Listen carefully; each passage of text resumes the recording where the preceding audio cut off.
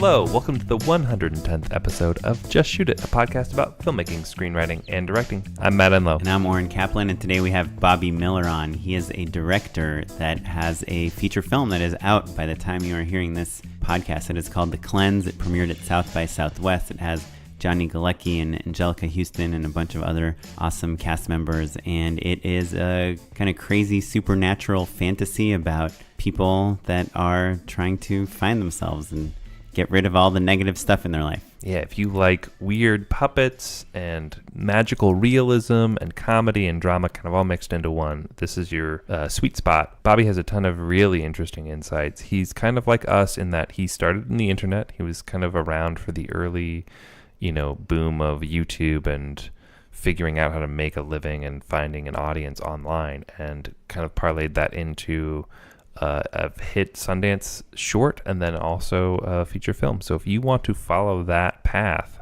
like I think most of our listeners do, this is a great episode for you. I really enjoyed hearing all the steps he took to get his movie made, which go beyond writing a script or finding a producer. It's creating a whole package, which is really interesting.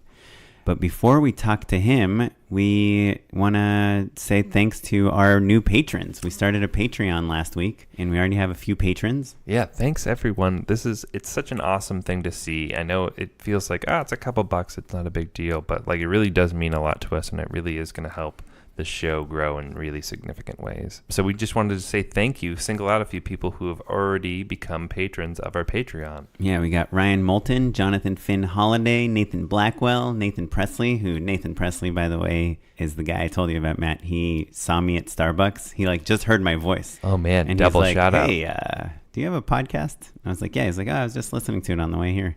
Seriously, we are really excited about the podcast and about meeting our fans. And we brought a producer on recently, and we have our editors, and we think that the Patreon is just going to help us be able to focus on this a little bit more and hopefully up our production value and keep making sure we get guests consistently that are good and interesting to you guys. And also live events. That's kind of the other thing we haven't talked about enough, but we're aiming to do live events every quarter. So we had a really great, successful one at the beginning of the year, and we want to start bringing those back more regularly. And so that's part of the master plan. We've got a lot of big, exciting stuff happening, and the Patreon is really helping to shift our priorities so that we can think about the bigger things while the show itself is taken care of, and that the people who are helping make it are compensated properly. So thanks everyone. Cool. So let's get into it with Bobby Miller.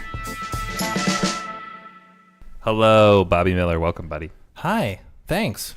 You're on the podcast. I'm on it. You did it. So Bobby, I always lump you in my mind with like New York, like Tumblr, internet startup guys. I always imagine you guys are all in the same building. Just all on the streets. Just all on the streets. You're walking here, and you're making internet videos at the same time. So you worked for Next New Networks, which was bought by Google, right? Yeah. Doing a show that some listeners, I'm sure, will be familiar with, Indy Mogul, right? Yes. Which was kind of like a DIY, like how to make movies in your backyard sort of show that I think inspired a lot of people. And we had Justin Johnson, who was on the show when they relaunched it relatively recently. But so you were in New York, and you made a short film called Tub, right? Yeah. And that kind of was your breakout. You were kind of working in the internet, and this was kind of like your first bona fide festival hit. Tell us about Tub. So Tub is about a guy who jerks off in the shower and accidentally impregnates his bathtub. So it was slightly different than the stuff I was doing at Indy Mogul. Sure. Because I was like an on-screen personality. Sure, yeah. You were like hosting. Yeah. You were like, hey kids, this is how you show someone how to blow your head off or something. Yeah, here's how to blow your head off.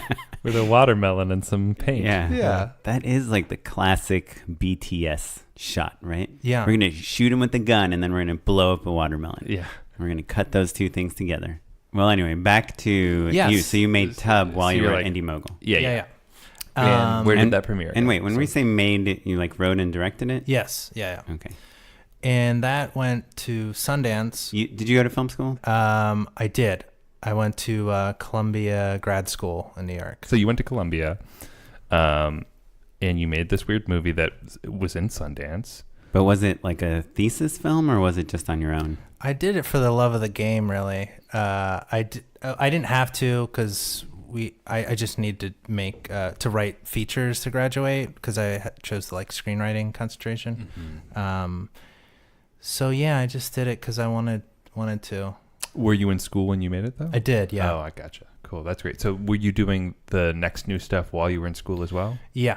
Oh, yeah. That's a good gig. That's yeah. excellent. No, it's great because I was just shooting these little web shows in my apartment and going to film school. How did you get that job? Justin Johnson. Oh, we right were on. internet buddies who made videos, and he was like, "Hey, you're funny. I'm in New York now. I'm working at Next New.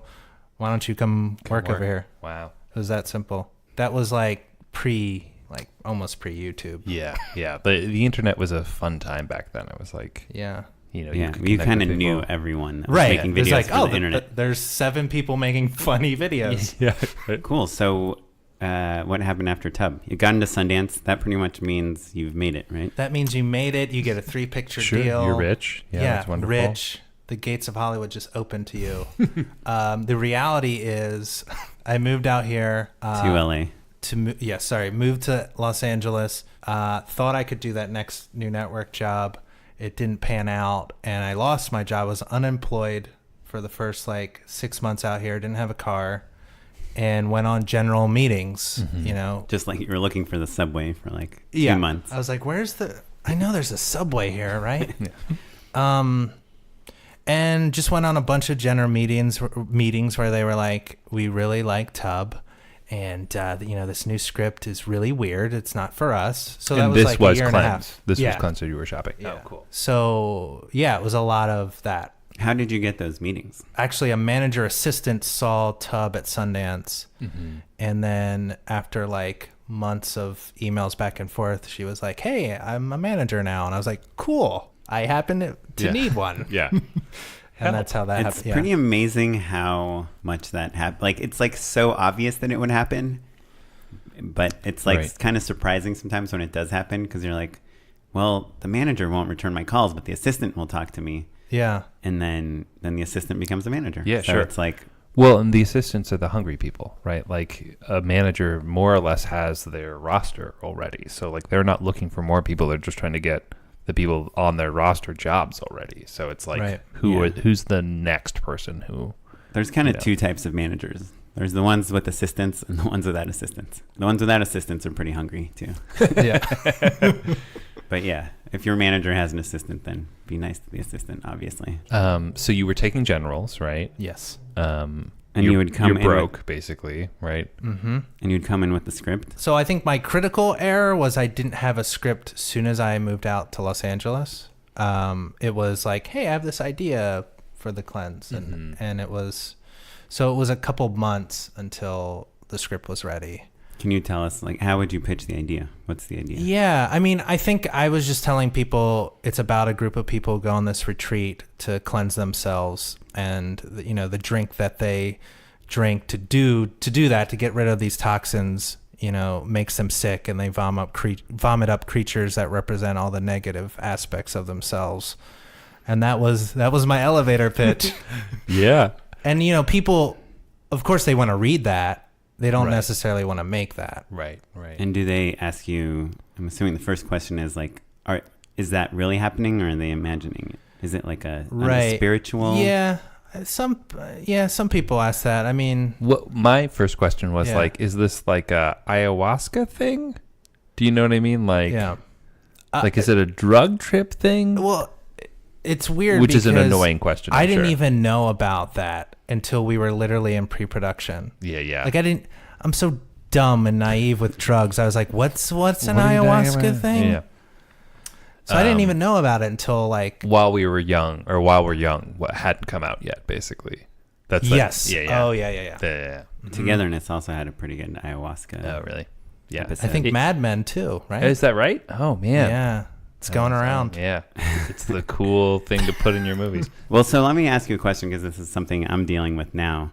So you had made Tub, you got the Sundance thing, you got a manager pretty much from it. You moved to LA, you have an idea for a movie. I'm assuming you have like a lot of ideas for a lot of movies. Like, how do you choose which one to focus on?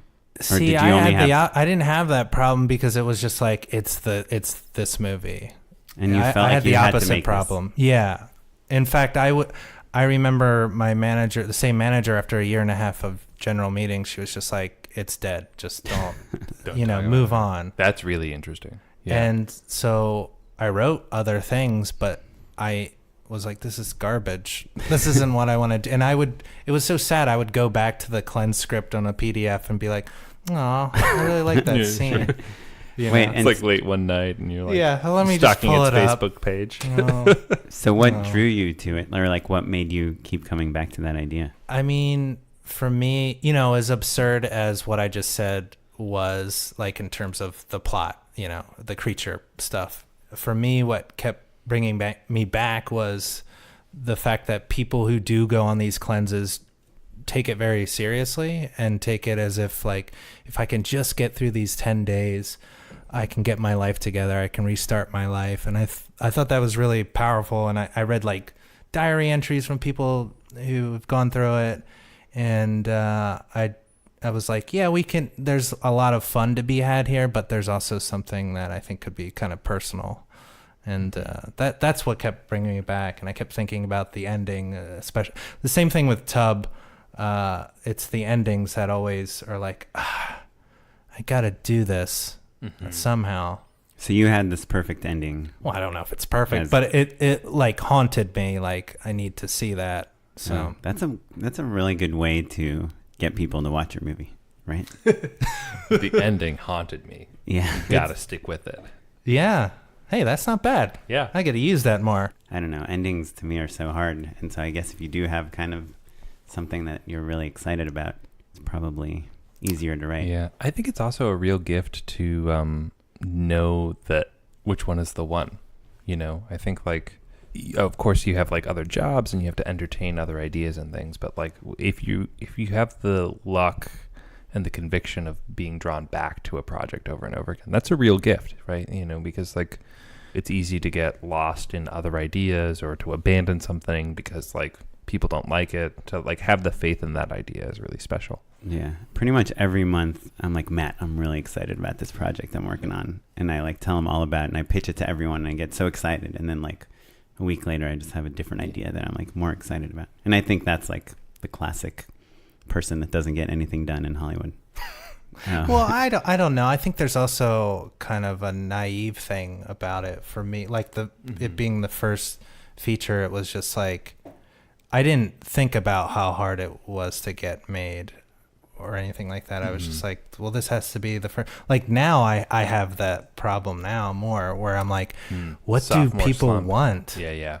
What can I actually get made? Right. Even when you know that you shouldn't be thinking about that, you like can't stop thinking about it. Yeah. Right. Because it gets to be this situation where it's more about the pitch than about the script. Right. Yeah. Because it's easier to get people that will listen to your pitch than your script. And so you start like working on the pitch, at least for me. Right. Because that's the marketing angle. Right. Yeah. Like, how can I sell this in like 20 minutes when I'm talking to someone? Yeah. So how did you make that next big step? Right. So you have this idea, you like the script very much. Everyone's told you no. Your manager has been like, this is a bad idea. Wait, but everyone, like, you've gone to basically like every studio and production company in town and they've all turned it down? I mean, sure. Effectively, right? Effectively. Like, Yeah. I mean, because it's a strange movie. Sure. Yeah. Spoiler alert, you got the movie made, right? Yeah. So, no, it ended up working out. Yeah. So I want to know, because I think that people will really be excited by this. Everyone's got a weird idea that like maybe they're afraid people are going to say no to, and they haven't even had the chance to like show it to anyone. So you overcame that. What was that next step? How did you make that leap? So here's what happened is I ended up getting an agent, and he casually was like, you should meet Jordan Horowitz. And then he said to like Jordan, like, there's a script he has, you probably won't like it. Like, that's literally famously what he said to Jordan. Wait, sorry. How did you get the agent? That happened on a general meeting where it was like, Like your manager set you up with them? I was a general meeting with like a junior executive, and they were just like, "Oh, I think you would like so and so as an agent. Are you looking for an agent?" I was like, "Oh yeah, I am." Spoiler alert: I don't have any reps right now. So we can get to that later. Yeah, I think that's helpful too. But yeah, it was something that I thought was dead. It got to Jordan. He flipped over it. Like everyone who read it. Who is Jordan? So Jordan produced La La Land. You may have heard of it. Sure. Yeah. Yeah. So Jordan was an internet meme for a little while for losing/winning for La La Land producing. He was the one that flipped it around and was like, "All right, we love guys. Moonlight." Yeah. So Jordan read it. He flipped over it, and he understood, like he watched The Brood, like he watched Cronenberg films, like his very encyclopedic film mind. And so he understood all these things I was drawing from and just dug it. And I was like, wait, before you read that script again, let me read it, because I haven't read it in a year. Everyone told me it's done. Let me read it, because I probably have notes now. So we both read it. I came with my notes. He came with his notes. And we had like the same issues. And so we worked on it for about a year, I think. Wow. Yeah. So you were rewriting and sending him, and you were writing it, and he was just giving you notes. Yeah. And had he optioned it or anything like that? Was there any money in between? There was no money for me. Which is okay, right? Like, again, does that happen? Do you get paid for things? Sometimes people get paid for things, I've but heard I think it that happens. I think, but never seen it. The flip side is sometimes people will be like, well, they didn't even want to option it, or we didn't have any paperwork or anything. This isn't real. Well, the reality is, if somebody comes and offers to buy the script from you while you're working with him on it, you could sell it, right? Yeah, That's right. And if he options it, you can't. Right. But since you effectively, a lot of people told you it's dead, right? And this one person was interested in it, he probably wasn't as scared of losing it. Yeah, he was like a beacon of light, right, in the darkness. My point is just like, it's kind of all gut level in terms of like, is this real or isn't this? Like, this movie, it's awesome that it got made, but it would have been feasible for that it just didn't go anywhere, and that's okay. Like, sometimes you're going to waste time on something that doesn't actually pan out, but like, that doesn't mean that it'll always not pan out. Yeah. And I mean, at that point, Jordan had made a few films, so it was like, oh, he's a real producer. Right. Yeah. You know. Let me ask you. He's not some guy in a back alley like, hey, you got any movies? Hey, what's that weird script you got? Just because I think it would be interesting to our listeners. So he saw the script and he flipped over it, but did he also see Tub? Like, did he know who you were as a filmmaker also? He saw it. I think my agent sent Tub with the script, so he saw both of the things. Yeah. So that's kind of the door that opens the door, and then you can kind of. For sure, yeah. And I think for what I did with Tub and the cleanse, like just having a visual thing to show the tone that you're going after. Yeah, because they are companion pieces in a lot of ways. For sure, yeah.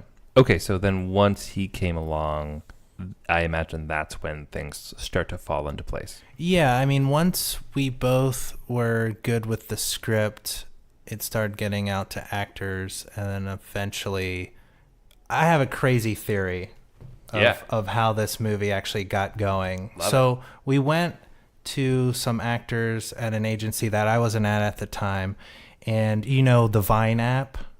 Sure. Yeah. Okay.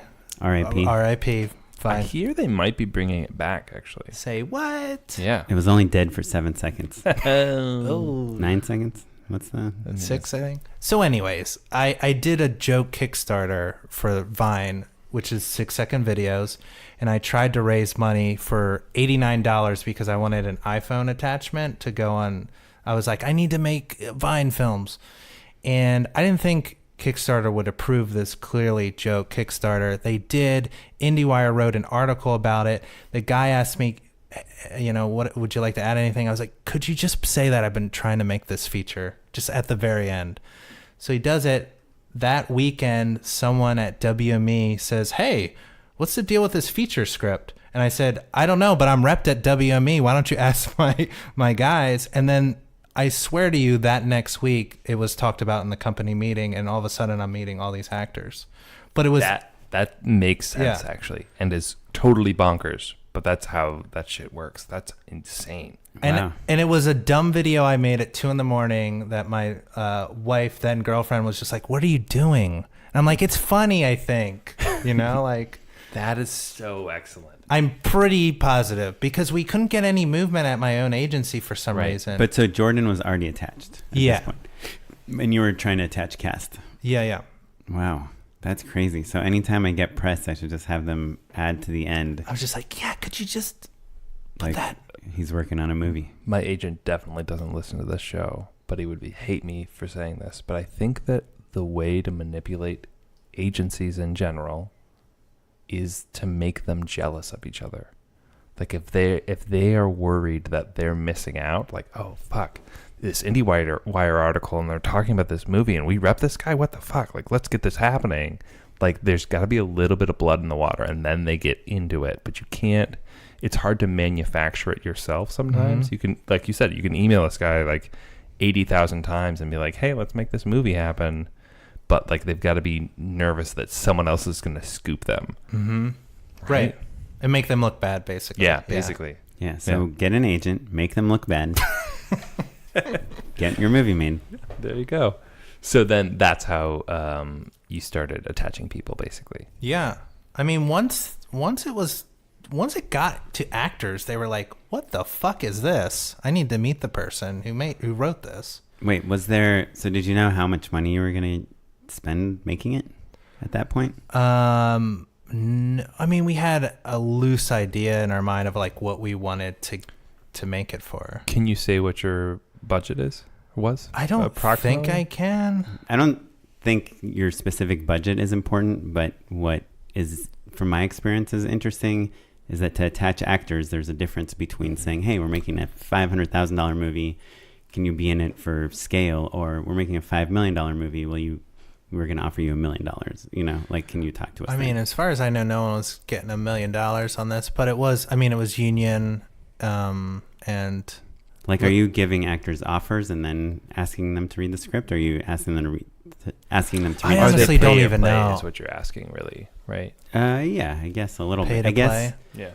Well, I guess, I think a lot of people that are making a movie are like, well, if an actor just got my script, I'd be set, Like, if I could just get Amy Adams to read this script and she'd love it and we could make it. But there's like so many other steps that you have to go through before that happens, right? I don't know a lot about what happened. I believe that it was... How great is that, huh? Yeah. I didn't want to know because it would probably make me sad. Well, it's actually... Well, do you have any idea how they pitched you? Or are they like, hey, this is Bobby Miller. He's a Sundance. He had a film at Sundance. Jordan Horowitz read his script and is attached, and they're looking to cast actors. I should say one thing that we did do was when Johnny became attached, we shot a little like teaser.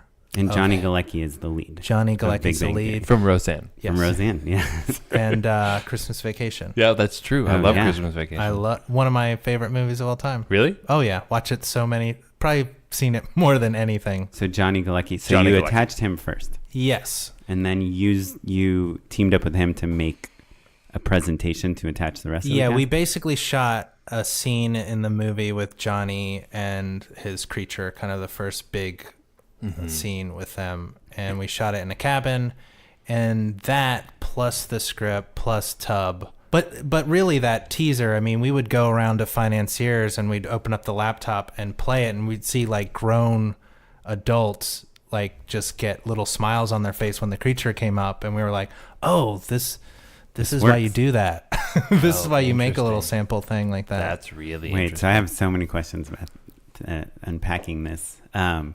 Was there a treatment that went along with this too, like a visual presentation? Yeah. There was a director's lookbook or whatever, and I had hired some artists who I found online to do paintings of all the creatures. So I had a pretty detailed, I feel like with that and the short, people understood what the hell I was doing. And what else so you had paintings of the creatures, and you have like a like tone book or Yeah. Oh, and there was a tone reel. I did a lot of stuff, right. and the But tone that's- reel. I think that this is the thing that a lot of people are missing, where they're like, I got the script and I can't attach anyone, and it's like, well, the script is just like one ingredient in this cocktail of selling your movie to Yeah. people. Yeah. So yeah, tone reel, lookbook, the sample scene, and the script. And was the scene shot in a way where it could be used in the final movie, or was it just for the pitch?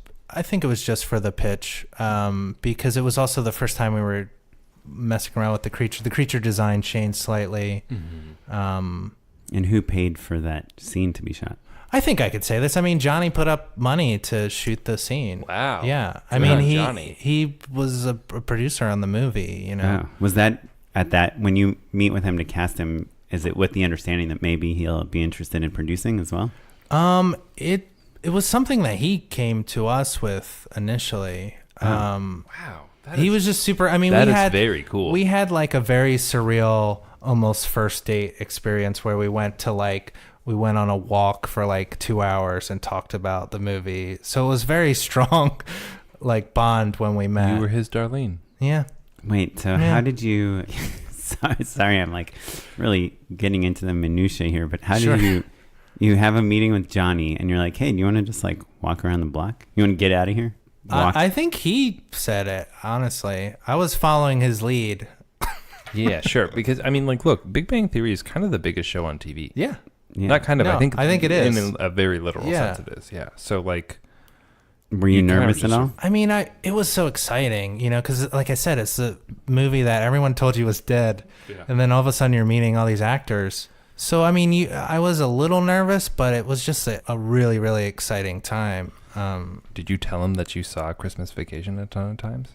Like, did you tell him that you were a fan of like weird things? Well, it's weird. I don't lead with that stuff. I don't. It's not weird. No. It's not weird? No, it's not weird at all.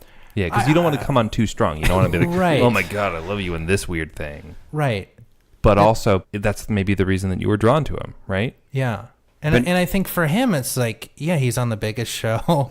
Like, he was drawn to this weird story, and, Yeah. and that, He had and- read the script already when he agreed to meet with you. Yeah. And so he's a really great guy and someone who doesn't need to do this movie. Like, Right. clearly doesn't need And to do a movie. yeah, when like I said this. nervous, I don't mean because he's like a celebrity. I mean because a lot of your eggs are in his basket, right?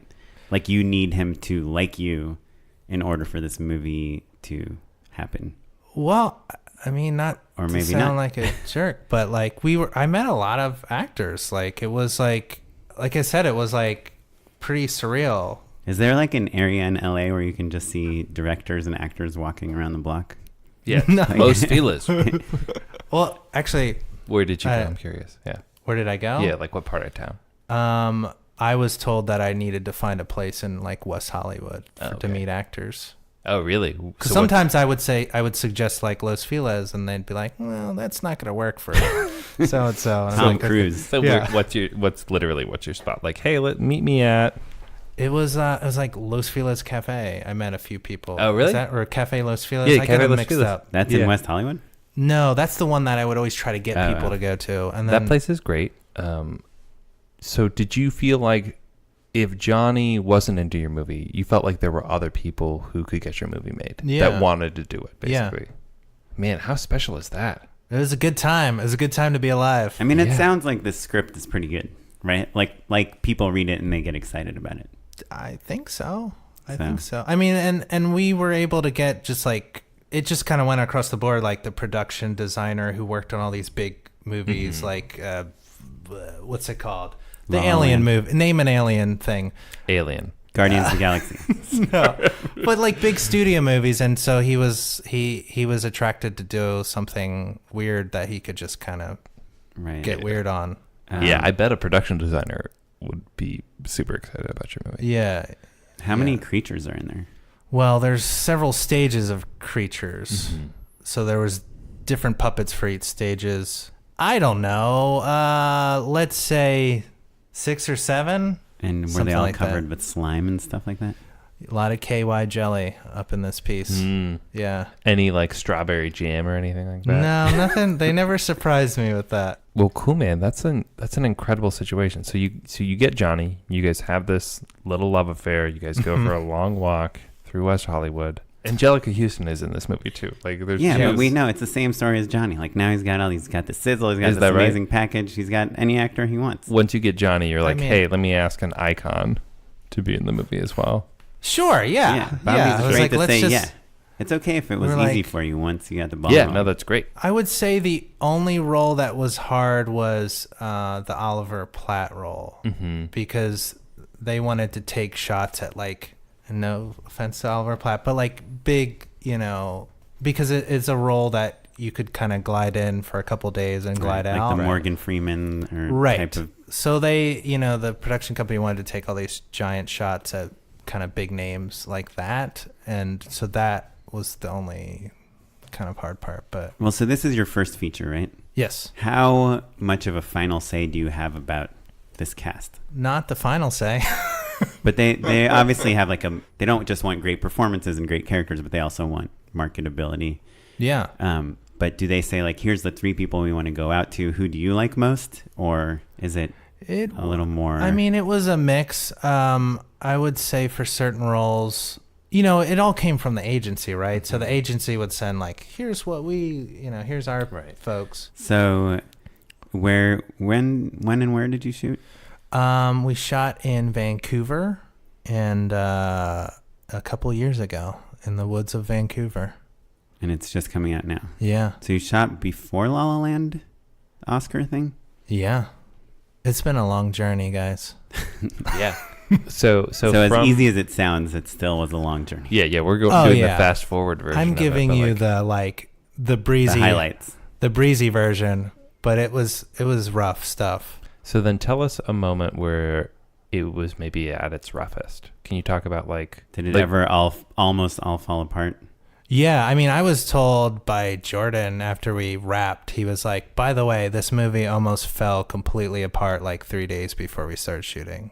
And I was like, thank you for telling me this now, as Did we were he wrapped. explain how and why? He didn't get into the nitty gritty, but I think it's like, this arbitrary value system that they place on actors and stuff, I think has a lot to do with it, where like I don't know how this works. Some bookkeeper is like, this doesn't add up. This doesn't, I'm crunching the numbers now. And, Right. it's such an arbitrary system. Yeah, I always joke that I've got a movie that my wife and I are working on that we tried to attach some people all from a similar show, and I was like, oh, if the head of marketing at this company just was a fan of that show, we'd be wrapped already. Yeah. It was just like, oh, have you heard of this person or not, basically, is kind of what it boils down to. It feels more arbitrary than you want it to be. You want there to be like an Excel spreadsheet that we can all just download and look at. Yeah, or like the okay. IMDb star meter. Yeah, or exactly. Something. Like, oh, okay, that makes sense. So okay, this person's 10,000. You know, If I was yeah, in this and that marketing or whatever, and it's under 50,000, we got a movie. That'd be great. Yeah, I mean, we talked with the casting director, and she was like, yeah, I think it was like Will Ferrell or something. They couldn't get a movie made with him, and then like 2 months later, it was totally fine. And it's just like, there's no real hard and fast rules. Right. I was going to say, if I was in marketing, and it's easy to say since I'm not in marketing, but I feel like the most important thing for me would be like, what does the trailer look like? Yeah. How does is this story captivating in like 2 minutes? Right. And then can we get ideally recognizable people? But, when you start building a cast of like all these recognizable people, like doesn't matter if you have 2 or 7, like Right. I don't know that Right. makes a difference. Yeah. Do 2 sort of famous people equal 1 famous person? No. See, I I don't think know. one famous person is the best. Yeah. Right. Unless they're not that famous, in which case you need 2 famous people. Yeah. Well, cool. So you shot in Vancouver. How many days did you shoot for? I think it was like 19 and a half days. Okay. Yeah. That's pretty quick. Yeah, it sure is. And you were doing all this creature stuff. Yeah. And that was like puppets. So it was mainly practical. Yeah. Puppets, animatronics. There's a man in suit type rig. Fun. That's exciting. It's just full out like anything 80s, 90s practical effect movie. Yeah. Like we were using it in this. And A were little you arts and crafts, I like to say. Yeah. Yeah. were you inspired by those movies? Like, did you watch Yeah. I mean, Total Recall or something? And like, I mean, Gremlins, Beetlejuice, E.T., and then as I got older, Cronenberg and John Carpenter. I got weirder and more adult. was there ever a moment on set where you're like, this just doesn't look creepy enough, or it's not scary enough, or it's not, or it just feels too fake? I don't know, because here's the thing is we had a DP who had shot all these genre films for like Blumhouse. So this guy was like my rock. And so even if it didn't look right in real life, which it really never was that problem, he could light the hell out of it. So like, he can make up for it. But, I mean, if you take anything from this movie, if you don't like the story, if you don't like anything, the effects are really good. I'm really proud of the creatures in the movie. And I'm only asking because I've had mixed experiences in the same field. Like, how much did you get to see them before the actual shoot and give notes and get to modify them and test things out? Or was it a lot of like, okay, let's bring the creature out and hope it looks right? yeah, it was, there was some stuff I saw ahead of time and then others where it was like day of shoot, this is what it looks like. And I was like, oh, okay. Yeah. Let me change how I'm going to shoot this scene then. It was supposed to be 2 feet tall, not 2 inches tall, but hey, we'll make it work. Stuff like that for sure. And it's funny, no matter what, I feel like that always happens. Like no matter what you do, and I begged, I was like, please, I want to do like camera tests and yeah, right. Dude, you're not going to get a camera test of your creatures. Right. I mean, you had directed, I'm assuming other stuff other than Tub. Obviously you did all this stuff at Indy Mogul, but you had directed a lot of days on set before this movie. But being that it was your first feature. Actually, what was your experience in between Tub and Cleanse? Like, how were you directing frequently, or like? I mean, it was all really DIY digital stuff. So like BuzzFeed, it was, you make 2 videos a week. You are every crew member. Like, I was just thrilled to have a monitor on set. You know what I mean? That's where I was coming out of, was just like, so you're not doing a ton of like stuff where you had a crew of any size, basically. No. I mean, Tub was really it. I couldn't get into commercials. I couldn't get into anything where there was like a crew. Like you tried to get into commercials? Recently I tried and everyone was like, you can't. That was their advice, the commercial agencies. They're like, you can't unless you make commercials. I was like, well, how do I make commercials? It was just like a never ending loop. Sure. These spec commercials is the answer, unfortunately. Oh, well, then they were like, well, people that's not they something. They don't really like it anymore. Yeah, because it doesn't show that you can work with a client if you're just doing a spec commercial. I was like, all right, never mind. Well, you're back supposed to make a videos. spec commercial that no one would guess is a spec commercial. Well, so hold on real quick. So you go from not really having a ton of crews into shooting a feature film with a full crew and a monitor and all the stuff that you've always dreamt of, and animatronic teams and stuff like that. Like famous people. What's a thing that you wish you had known at the beginning of that shoot? My honest answer is, I think whenever you're presented, like you're constantly presented with problems every day. Like you can't shoot this, you can't shoot that. And a lot of the times my attitude was always like, I'll work around. I'll be, I'm the good boy. I'm going to work around in this box. And I think sometimes you just have to say, no, I can't. No, we have to do it this way. Did you know, looking back, the times where you should have said, like, could you tell that you were making the wrong decision and when you were a good boy anyway? It was really just kind of making your days, right? So there was stuff. And luckily, there's like a silver lining to this because we ended up getting pickup days to fix some of these things. But it was, you're leaving a scene and you're like, oof, I don't know if I got everything. Yeah. And that happened a few times. And how frequently had you actually gotten it and everything was fine relative to? Never. No.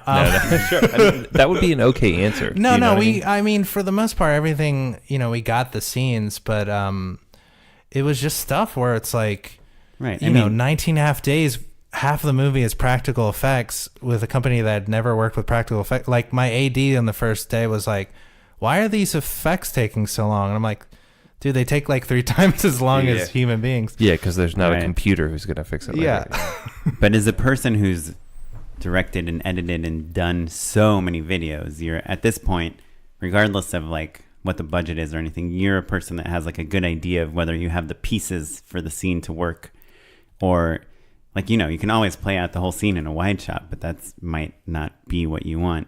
Yeah, and I think for me, the stuff that I'm critical of myself when I see the movie is like, oh, there's stuff where I did coverage here. Mm-hmm.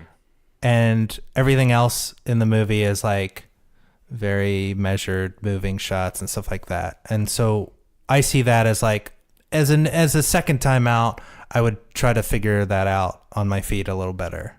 You mean... I'm being critical of the film. Go see the movie. Sure. No, But dude, the ending is horror.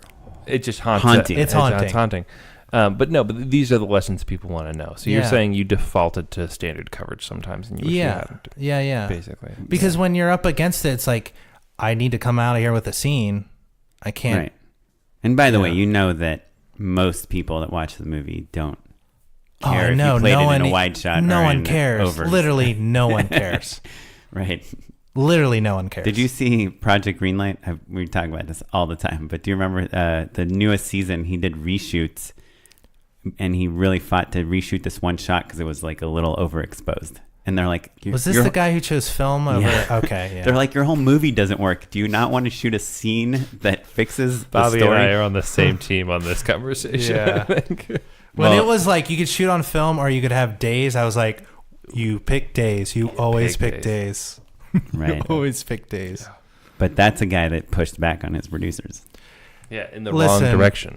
So that's what I mean. Like, did you try to watch that movie? Yeah, it's not amazing. Yes. But I actually thought the season of Project Greenlight was really good. The season is great. Yeah. Because it is the classic director versus producer relationship just playing out in front of you. And yes, those relationships can be constructive and positive also, but it just shows you how the business of film and the art of film are just like always working against each other. Yeah. And it's a perfect example. I don't know. I really loved it. Yeah. Before we end, any other like kind of good takeaways lessons from the shoot? Travel back in time and tell young Bobby Miller 16 years ago when you first started this movie. 16 years ago, the light was still in my eyes. Any other lessons? Just have fun out there, No, I don't know. I don't know if I have any. I mean, it's really, you have to, it's all cliche stuff, but it's like you have to trust your gut and you have to pick your battles. And my whole thing was like, there was a joke that the effects person started of like, is there anything that could get Bobby to actually like raise his voice? Mm-hmm. Because I was like a gentle lamb on set, and I think my takeaway would be, maybe use your, maybe raise your voice. Maybe raise your voice. That's really interesting. Yeah, because I think that, I don't want to speak for Oren, but I think it's probably true. We both are in that same position of like, there's a common thread in filmmakers of like being good kids. Like, we're A students, like we do a good job, and we want to follow the rules or for some reason there's you don't want to ruffle feathers, you'll like work around things, you'll make it work, right? There's like a little bit of that in everybody, I think. And so it's interesting to learn your own limits of like when you need to step up and say, hey, this is how I want to do it, and I want to be a monster for a second if that's what it takes. Well, you just have to be okay with not everyone liking you all the time. Probably one of my best moments of my career was I was shooting my first feature. We were like halfway through. We were shooting at a high school with like all these extras, and we'd finished shooting the scene, and the character just walked out of the scene, and we'd gotten like a wide of him walking out, and I just wanted like a slow motion leading shot looking back at him as he's walking out. And it's like he's not doing anything in it. He's just walking out, and we see. You've got it. The scene is covered already, basically. And the AD's like, no, we can't. We're way over. We're paying overtime. We got to go. I'm like, can I just get this one shot? And he's like, no, we can't. And I'm like, dude, let's just do one shot. And, I'm like motioning to the DP while I'm talking to the AD to start getting played. Talking with their, and he's like, the AD's like pissed at me because I'm like kind of going around him. And I'm like, okay, well, we're pretty much set up. Let's ready and action. And of course, nothing's in focus and it's horrible. And the AD's like, that's it. We're done. I'm like, no, we're not done. And I fought whatever. And I didn't even know if the shot worked. And it was kind of dark and out of focus and wasn't really lit right. And the people in the background aren't really doing the right thing. But we got it. And it's in the movie. And then at the first test screening, the AD came to me and he's like, hey, yeah, I think that shot really helps that scene a lot. And I was like, yeah, like, because on set, everyone was against me. The DP was on my side, which I think is an advantage. And when you have that, it's like, it's better than being all alone, but like the whole crew was against me. Yeah. All the extras were against, like everyone was like. Even the extras? Well, yeah, because they wanted to go home. Yeah. And the AD had worked on a million movies before. Yeah. So it's like, and everyone knew that it was my first movie. So I just kind of felt. That's the other thing. That's the other thing is you're surrounded by people who've all made movies. Mm-hmm. And you're like, well, they must know best, right? Sometimes they don't. Sometimes they don't. Yeah, and by the way, also if that shot didn't make it into the movie, it doesn't mean that we shouldn't have shot it. It just means that I wasted everyone's time. Yeah. Right. And you waste people's time constantly. Like most shots don't make it into the movie. Yeah. Yeah. So like you just have to get over that idea. Like I had an AD once tell me that you have to ask people, you have to get used to asking people to do things they don't want to do. That's most of making movies. Yeah. Like they'd all be in bed. Like if they'd be like, oh yeah, I'll just hang out and eat chips and have like a 3-hour lunch if like we allowed them to, but that's not the way the job works, Yeah. On that same movie, I had this idea to do all these like closed frame shots, where like it's like a profile shot, but instead of like leaving space open in front of the actor, you leave it behind the actor. So they're kind of really close to the edge of frame, looking at the edge of frame. And I was like, this is so representative of the character. They're so alone. It's like no one is with them. They're closed in. And I shot some version of that shot in almost every scene. And like literally like the first scene that we used it in, my wife saw, she's like, oh, that's weird. And I was like, well, it's kind of like, look, we did a matching thing on the other side. She's like, yeah, that's also weird. And she just like kept thinking it was weird. And I just ended up not using one of those shots. But we spent a ton of time shooting them. So, that's just how it is. It probably would have won Sundance if I would have kept those in. Yeah. Damn it, wife. Well, cool. What's next for you? Well, I don't know. I've been just writing a lot. I have 2 TV things and a feature, and hopefully people will want to read them. That's my hope.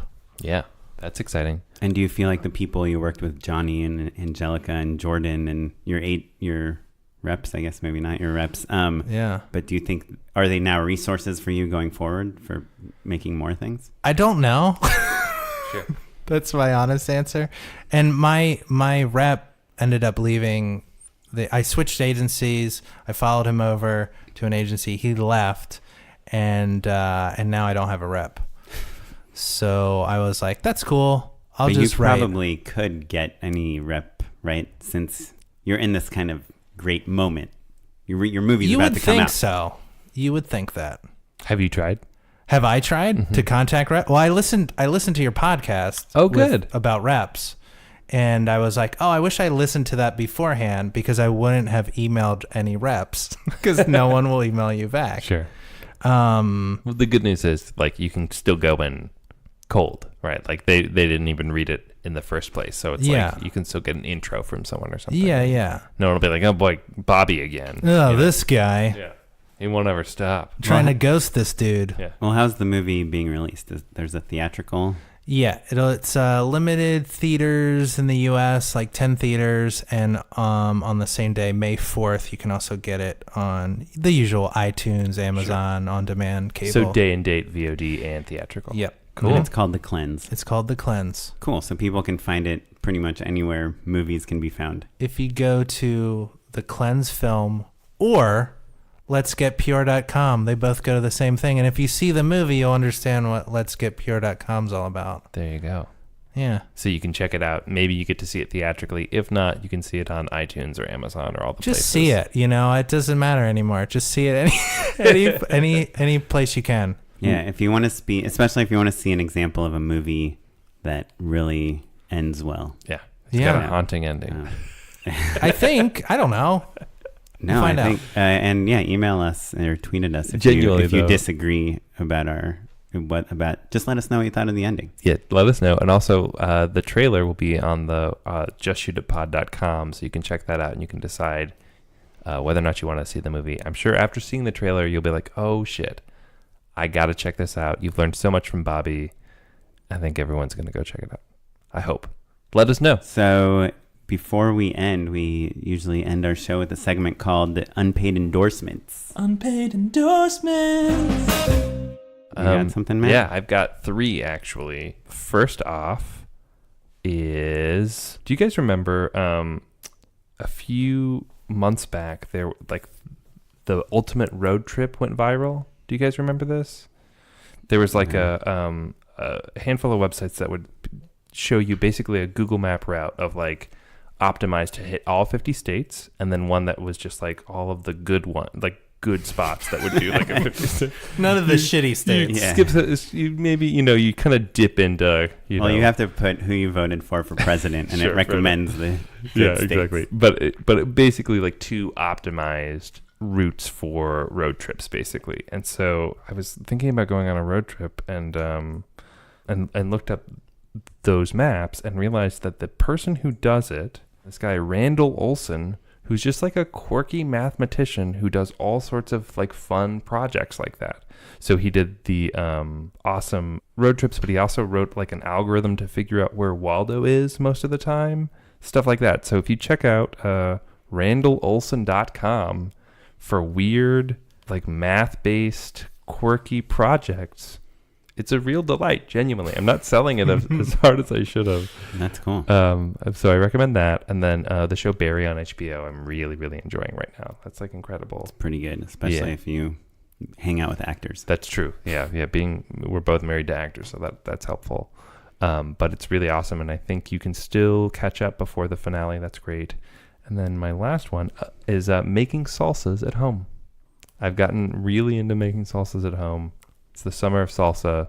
That's what I recommend doing. My mom makes, she has a lot of tomato plants, so she makes a lot of salsa, and it's amazing. It's so much better. It takes 10 minutes to do. You just need like a handful of ingredients. Make salsas at home, you guys. But salsa is a little bit like pizza, where like the bad salsa is still pretty good. Yeah, sure. Bad salsa is not that bad. Like paste is not that bad, but homemade salsa is totally worth making. Bobby, you got anything?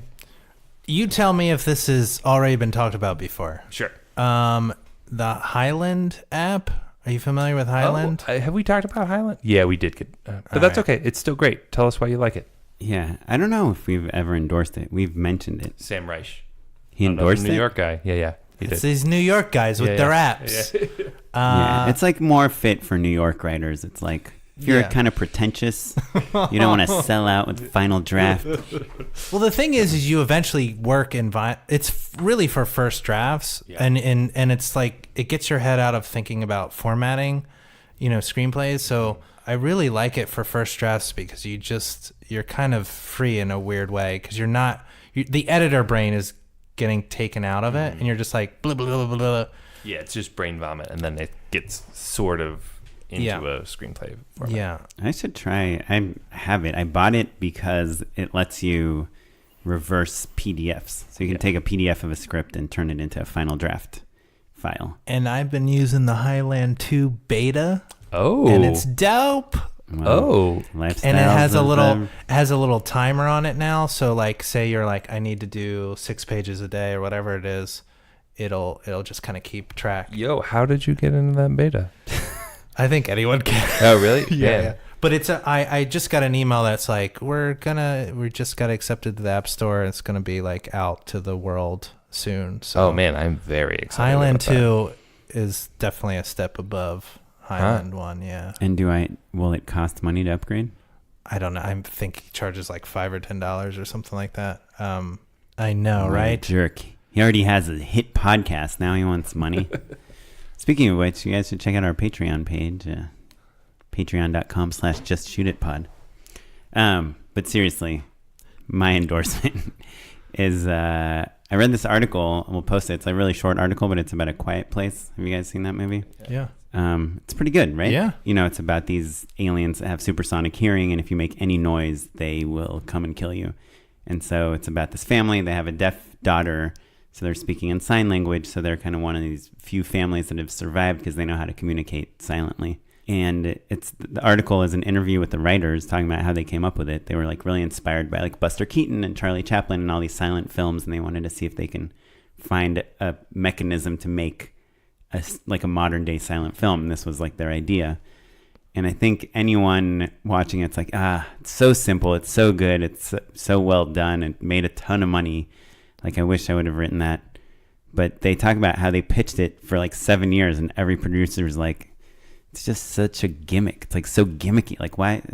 It's interesting, but no, it's not enough. And like, I don't know. I just like love reading those articles because every great movie, you know, everyone has said no to for like 7 years. And you know what also is interesting? Did you peek at that script that they posted? It's like, it's very short. I want to say it's like 45 pages long, and it chops up the script in like different fonts and stuff. It's interesting. I didn't peek at it, but they talk about that in the article. We'll put the article on the website because they were trying to communicate sound.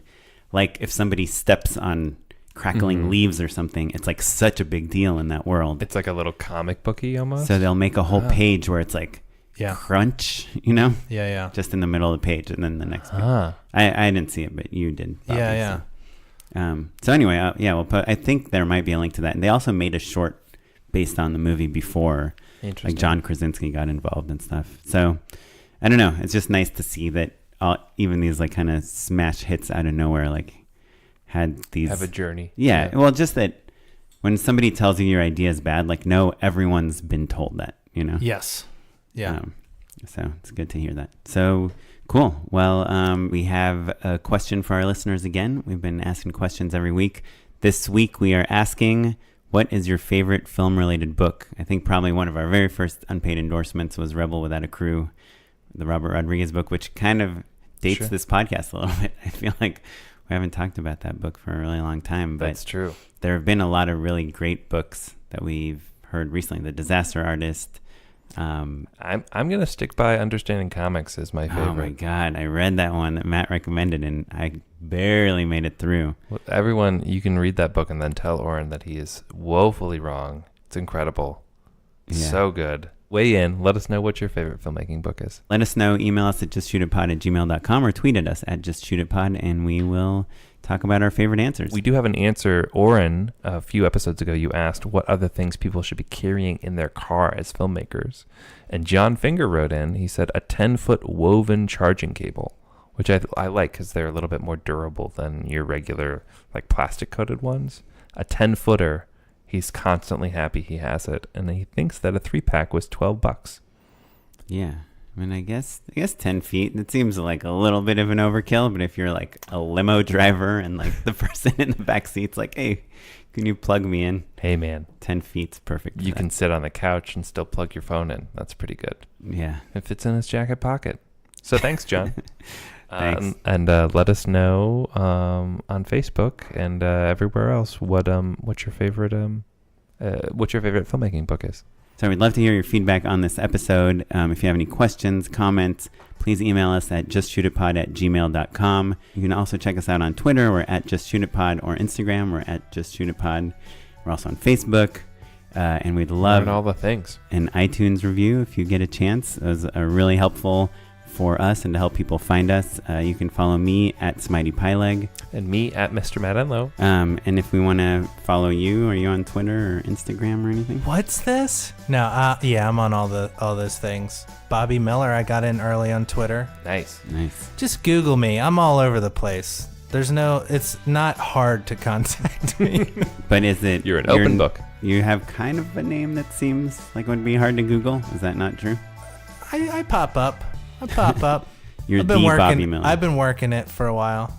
Sure. Yeah. Our music was provided by the Free Music Archive and the artist Jahzzar. This episode was edited by Jay McAuliffe. Our webmaster is Ewan Williams, and our producer is Madeline Rosewatt. Thanks, everyone. Thanks, Bobby. Thank you. Bye. Bye.